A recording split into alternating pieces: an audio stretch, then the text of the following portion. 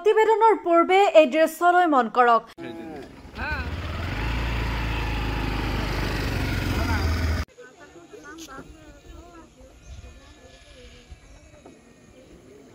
কোটি টকা ব্যয় কৰি নিৰ্মাণ কৰা এটা পথৰ মাজত নিৰ্মাণ কৰিছে কালভাৰ্ট। এয়া কালভাৰ্টৰ অৱস্থা হয়। এই দৃশ্য নৱগঠিত চমৰীয়া সমষ্টিৰ টাঙোনমাৰী বজাৰৰ পৰা ৩ নং দক্ষিণ ৰাঙাপানীলৈ যোৱা একমাত্ৰ মূল পথ। কোটি কোটি টকা ব্যয় সাপেক্ষে নিৰ্মাণ কৰা পথছোৱাই বিপদ মাতিছে পথচাৰীক। যিকোনো মুহূৰ্তত ভয়ংকৰ দুৰ্ঘটনাৰ আশংকা এইখন পথত।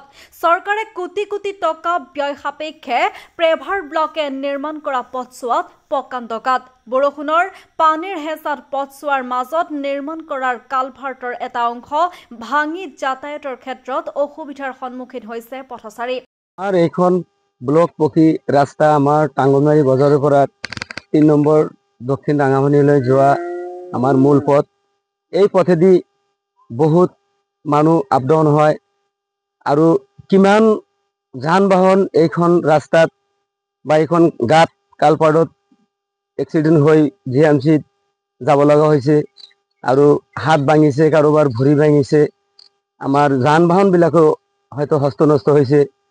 আমাৰ যিখন কাম এই ব্লকৰ কাম যিমানখিনি টকা প্ৰায় ১.৫ কোটিমান টকাৰ কাম, কিন্তু এনেকুৱা দুৰ্বল কাম আমি কত দেখা নাই।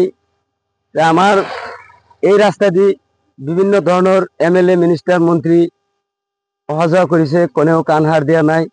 আমাৰ পঞ্চায়ত লেভেলৰ যিবিলাক ষ্টাফ গুজৰি গৈছে, পাৰ হৈ গৈছে, সিহঁতেও কোনো কাণসাৰ কৰা নাই।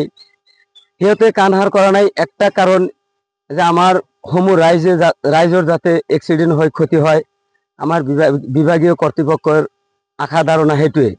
গতিকে এতিয়া আমি সমূহ ৰাইজে এইটো ৰাস্তাৰ কাৰণে আমি বিভাগীয় কৰ্তৃপক্ষক অনুৰোধ জনাম যে যাতে আমাৰ এইখন আমি য'ত থিয় হৈছোঁ, আমাৰ এইখন কালভাৰ্টৰ ওপৰতে আমি আছোঁ, যাতে অনতি পলমে আমাৰ এই কালভাৰ্টৰ কামখিনি ভালকৈ মেৰামতি কৰি দিয়ে আৰু আমাৰ সমূহ ৰাইজৰ